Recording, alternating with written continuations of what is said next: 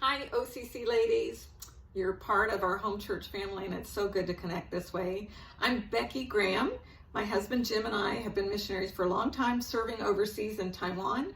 Last fall, we moved to Canada to take on a new assignment working with Chinese churches here in North America. So hello from a very wet, rainy, but beautiful Vancouver area.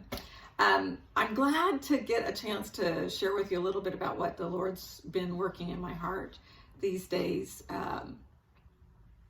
I have this big picture idea that God is in charge. He's working in the midst of this chaos, and He's going to accomplish His purposes and His plans, even when I don't understand and can't see. And I understand that up here.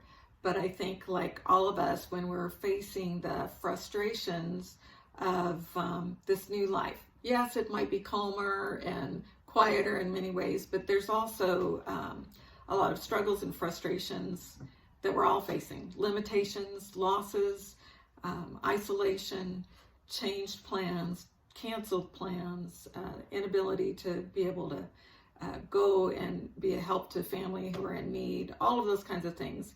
I have waves of frustration or disappointment or even despair. And so as I look at the Word and ask God to remind me of where my hope needs to come from, He's speaking to me fresh from passages that I've read many times before, and I'm seeing new things each time. Lamentations 3 is one of those spots that I've been tending to camp out in. I usually start with chapter 3 and verse 20, 22 and 23.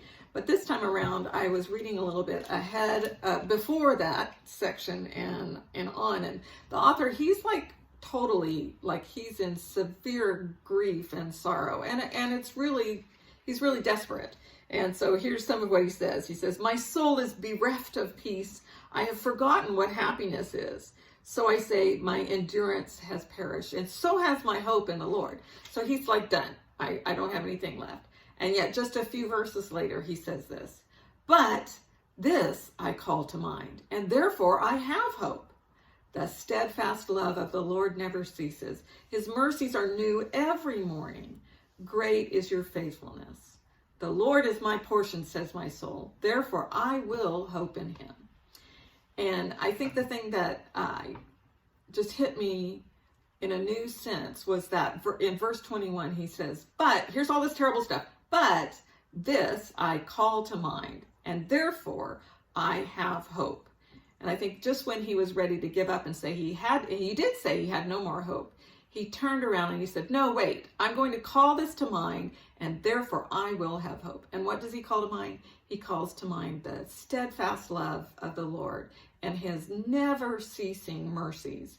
And that's a discipline that we have to remember what we already knew. And for me, that's something I can really strive to discipline myself to do. That when I get a feeling of like, oh my gosh, this is it, I don't even see how we could go. It looks worse than it did 2 months ago. But yet we can call to mind who is God and what are His promises. His promises are that His love is never ceasing. His mercies will be new every morning when we call to mind, when we remember and look to Him. And so that's been a challenge to me.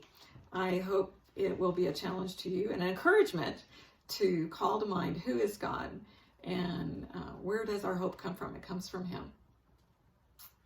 Thanks, you guys. We love you, miss you, praying for you.